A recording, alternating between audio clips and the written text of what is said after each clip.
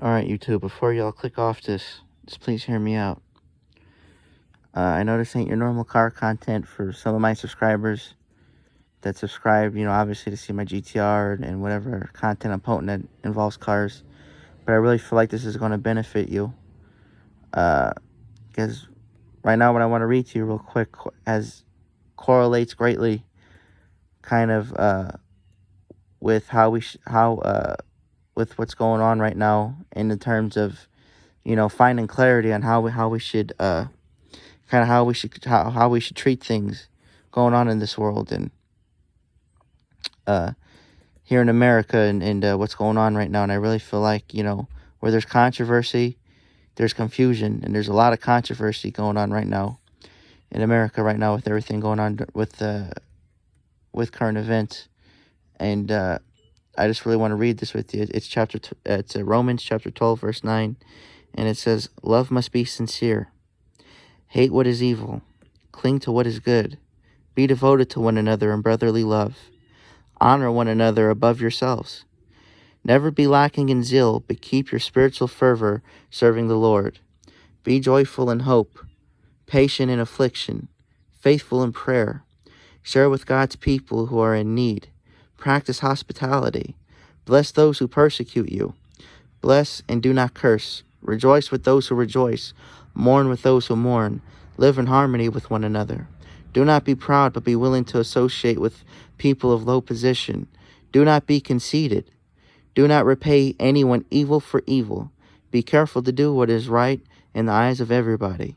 If it is possible, as far as it depends on you, live at peace with everyone. Do not take revenge, my friends, but leave room for God's wrath.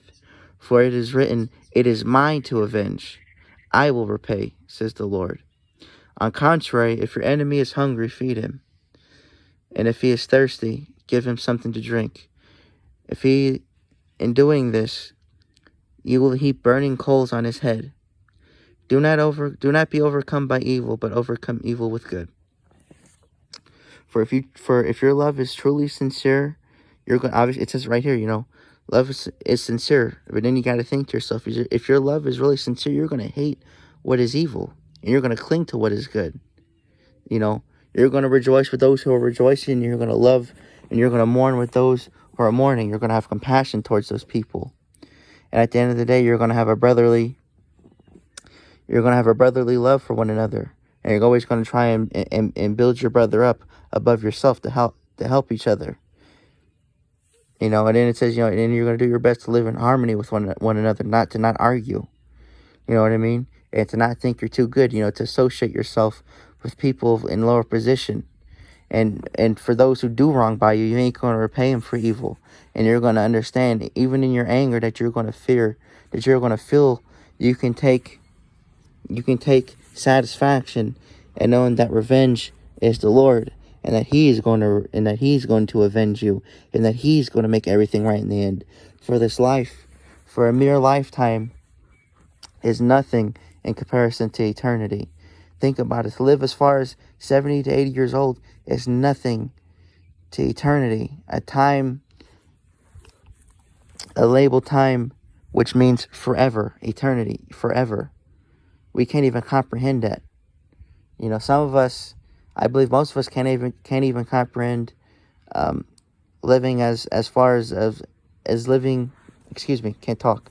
None of us can even comprehend living a life no further than past of our age limit. I'm 23 years old. I can only comprehend living as long as I can remember. And I'm pretty sure others can concur with that. You know what I mean? When we're talking about large, lifespans of time. And at the end of the day, everything in this world is meaningless. Because Christ is coming back and He's going to save us. And I know for some of you that don't believe, or kind of scratching to yourselves like, all right, this is getting kind of too deep. But ultimately, I just want to leave you all with this. Is that to love one another, hate what is evil, and to cling what is good. And to remember that vengeance is the Lord's.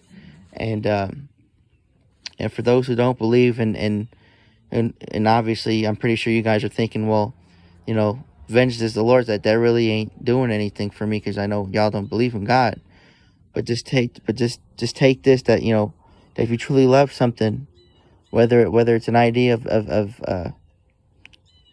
of defeating injustice, in order to defeat injustice, we must defeat it with justice. In order to defeat darkness, we must defeat it with light, not with darkness.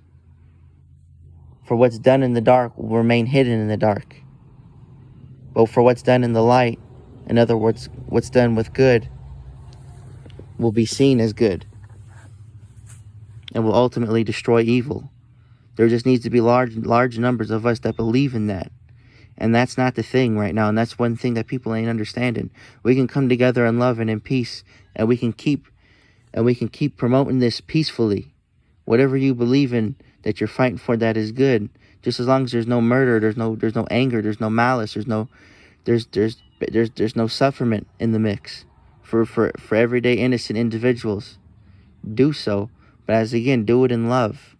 Do not do it out of hatred and out of malice and out of anger and out of confusion, because at the end of the day, there's nothing really that can get productive. President Obama talked about, the looters. He had a comment about, all the looters and stuff, and basically people catching stuff on fire. He says it's counterproductive because it's not helping. All you're doing is making things worse for innocent people. That's the difference. That's the thing that ain't nobody understanding. And I ain't trying to rant on here. I just wanted to share just a little word with you guys, and I just want to tell y'all just to stay strong. Trust in God, trust in the Lord, cling to what is good, and hate what is evil. And build your foundation on that. And I really hope this benefited you in some way. God bless. Stay strong. Later on.